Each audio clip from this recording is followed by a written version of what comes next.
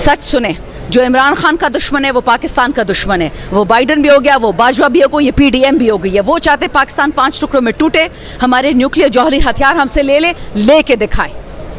हमारी शराफत को मत ललकारे, वरना वो रिजल्ट्स देखेंगे ना जो देखने वाले नहीं है।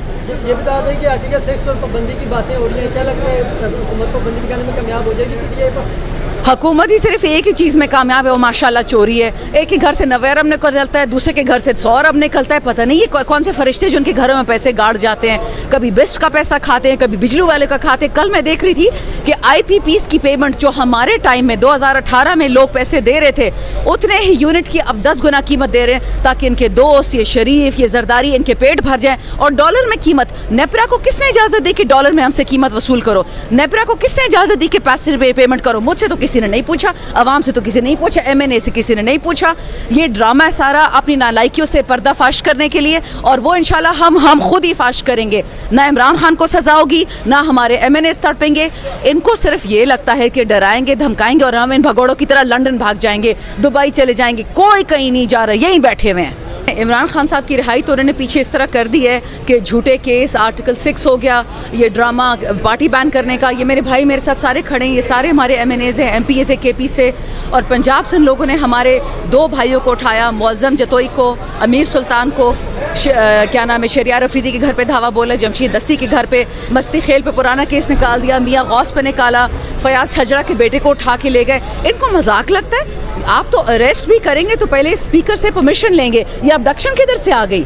ये बेसिकली हमारा जोर देख रहे हैं कि हम एक एक उठाते जाएंगे, हम चुप रहेंगे। ये देख लें सारे वो लोग हैं जो जेलों से होके आए हैं, कोई चुप नहीं बैठने वाला। कि पिछले 2 साल से जिस तरह के ये सिस्टम बेनकाब हुआ है, जिस तरह से पाकिस्तान के अवाम को ये मालूम हुआ है कि उनकी जो किस्मत है वो किस तरह से उसको मैनेज किया जाता है।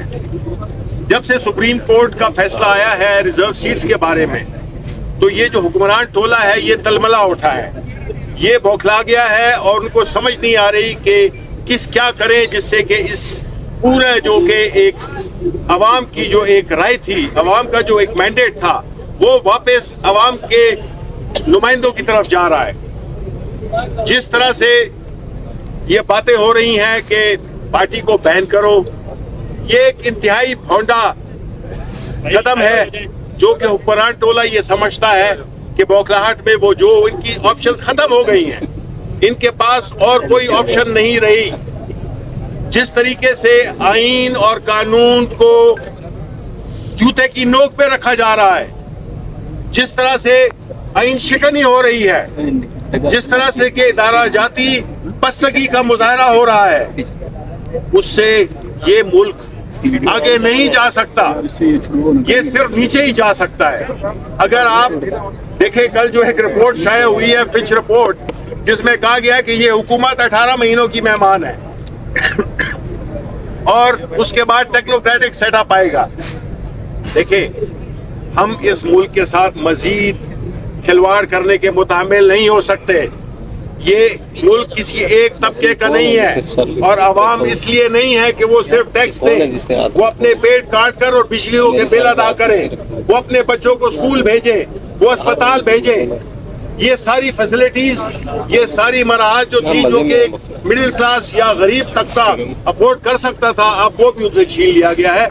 और अभी खराबी मजीद आगे आने वाले महीनों में होगी, जिसमें चाहे बिजली हो, बाकी अशिया, इन्फ्लेशन हो, पेट्रोल, सब कुछ ये नामुमकिन बना रहे हैं पाकिस्तानी अवाम के जीने को।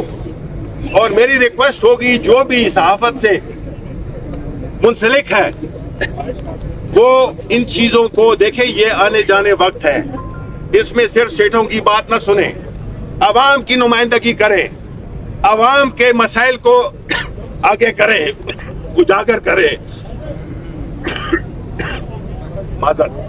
इसलिए ये चाहिए कि जो इस वक्त हो रहा है, हम उसके लिए पाकिस्तान तहरीक इंसाफ एक सीसा पिलाई हुई दीवार बन के खड़ी होगी। हमारे लोग मुख्तलिफ चीजें देख चुके हैं, वो चीजें जो कि इस मुल्क में कभी नहीं देखी थी। हमने अपने मैंडेट का जो हाल हुआ उसको देखा। इलेक्शन कमीशन ऑफ पाकिस्तान जो कि एक फरीक बन गया है, और मैं तायीद करता हूं अपने सेक्रेटरी जनरल साहब की और चेयरमैन साहब की कि उसको अपने चारों मेंबरान के साथ इस्तीफा होना चाहिए, बिकॉज वो साबित हो गया है कि वो पार्टी है। इसलिए अगर हमने इस मुल्क को एक महजब उसमें लाना है, महजब से भी एक दर्जा कम, तो आपको आईन की और कानून की हुक्मरानी माननी पड़ेगी। उसके बगैर कोई चारा नहीं है, उसके बगैर कोई रास्ता नहीं है। और ये जो हुक्मरान टोला जो इस वक्त सहूलतकार बने हुए हैं, पाकिस्तान मुस्लिम लीग नून और इवन पीपल्स पार्टी, जब बैन लगा था जुल्फिकार अली भुट्टो ने 1974 में लगाया था नेशनल अवामी पार्टी पे, आज उनके पास एक मौका है या था कि अपनी उस गलती को वो दुरुस्त करते। और ये जो बात की है वो इंफॉर्मेशन मिनिस्टर को, जिसके के वो ये बात करने में उनकी मुखालिफत करे और क्लियरली अपना स्टैंड ले, बीच बीच में न खेले। इसलिए जो हमारे MNAs को किडनैप किया जा रहा है, हम उसकी सख्त मजम्मत करते हैं। और आखिर में जो खान साहब और बुशरा बीबी के खिलाफ जो एक मनगढ़ंत सियासी झूठे मुकदमे बनाए गए हैं, जिस तरह से उनको ट्रीट किया जा रहा है, वो पूरी पाकिस्तान के अवाम की नुमाइंदा लीडर हैं। उनके साथ ये रवैया, इस मुल्क के अवाम के साथ ये रवैया है। और पाकिस्तान के अवाम अब जाग चुके हैं और उन्होंने सब कुछ देख लिया है।